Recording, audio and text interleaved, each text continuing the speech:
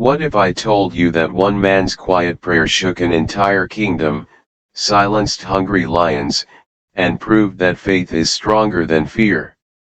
Imagine standing alone, surrounded by darkness, knowing that the next sound you hear could be the roar of lions, yet your heart is completely at peace.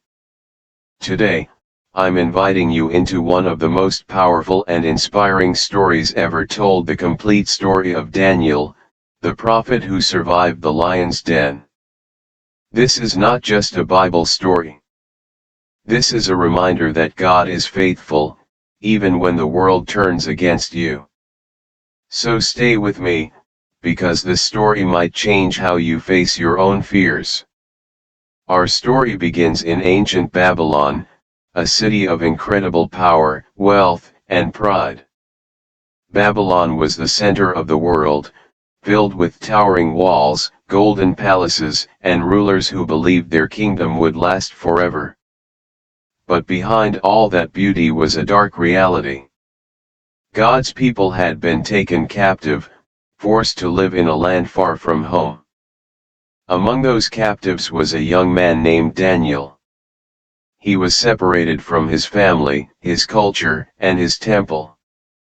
Everything familiar was gone. Yet even in this foreign land, Daniel carried something Babylon could never steal: his faith in the living God. Daniel was selected to serve in the king's palace. He was trained in Babylonian language, education, and customs. He was offered the finest food and wine from the king's table. To many, this looked like success. But Daniel understood something deeper. He knew that faithfulness to God mattered more than comfort or position. Quietly, without rebellion or pride, Daniel decided in his heart that he would not compromise his obedience to God. He chose simple food and trusted God with the outcome. And God honored that decision. Over time, Daniel and his friends became healthier, wiser, and stronger than all the others. God blessed Daniel with understanding, wisdom, and the ability to interpret dreams and visions. Soon, his faith began to shine even inside the walls of a pagan palace. One night, King Nebuchadnezzar was deeply troubled by a dream that none of his wise men could explain. Fear filled the palace. The king demanded answers, and failure meant death. When Daniel heard about this, he did not panic. He did not complain. He prayed. He gathered his friends and asked God for mercy and wisdom. And that night, God revealed the meaning of the dream to Daniel. Standing before the king, Daniel made something very clear. He did not claim credit. He said that wisdom belongs to God alone. The king was amazed. From that moment on, Daniel was elevated to a position of great honor. But with honor came jealousy. And jealousy, when left unchecked, always looks for a way to destroy what it cannot control. Years passed. Kingdoms changed. Babylon fell, and a new ruler named Darius took the throne. Through every political shift, Daniel remained faithful, honest, and dependable. King Darius noticed this and planned to place Daniel over the entire kingdom. This decision angered other officials. They searched for a way to accuse Daniel. They examined his work, his actions, his words. But they found nothing. Daniel was blameless. Finally, they realized the truth. The only way to trap Daniel was through his faith in God. They went to King Darius with flattering words and convinced him to sign a law. For 30 days, no one was allowed to pray to any god or man except the king. Anyone who disobeyed would be thrown into the lion's den. The king, unaware of their scheme, signed the law. It could not be changed. When Daniel heard about the decree, he faced a moment that would define his life. He could hide. He could stay silent. He could compromise for just 30 days. But Daniel did what he had always done. He went home, opened his window toward Jerusalem, knelt down, and prayed to God. 3 times a day. Just as before. He was not trying to prove anything. He was simply being faithful. And that simple act of prayer set the stage for one of the greatest miracles in history. The officials were watching closely.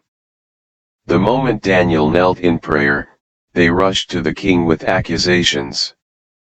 When King Darius realized what had happened, his heart sank.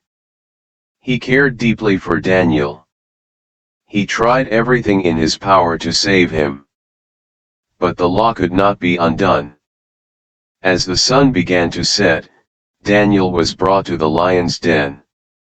The king looked at Daniel with sorrow and hope mixed together and said, "May your God, whom you serve continually, rescue you." A massive stone was rolled over the entrance, and the king's seal was placed upon it. The den was dark. The air was heavy. The sound of lions echoed in the shadows. From a human perspective, this was the end.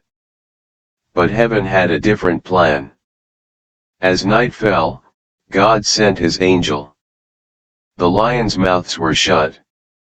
What should have been a place of death became a place of divine protection.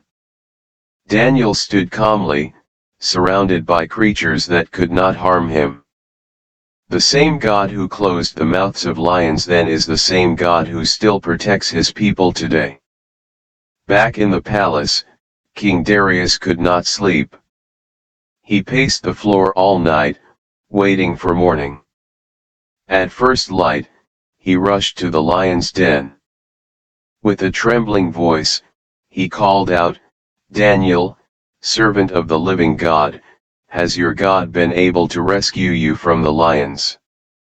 And then came the words that echoed through history.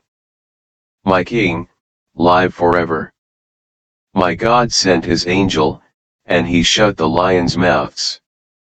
I was found innocent in his sight." Joy exploded across the kingdom. The stone was rolled away, and Daniel was lifted out. Not a scratch. Not a wound. Not a single mark of harm. The crowd stood in awe. The king ordered justice, and then he did something remarkable. He declared to all nations that the God of Daniel is the living God, whose kingdom will never be destroyed. Daniel continued to serve faithfully. God gave him visions of future kingdoms and eternal promises. Daniel grew old, but his faith never weakened. His life became a testimony that obedience matters, prayer is powerful, and God never abandons those who trust him. And now, as we reflect on this story, I want you to think about your own life.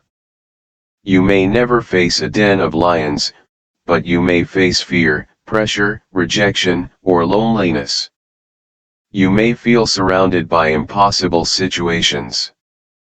But just like Daniel, you are not alone. God is with you in the darkness. He is present in your prayers.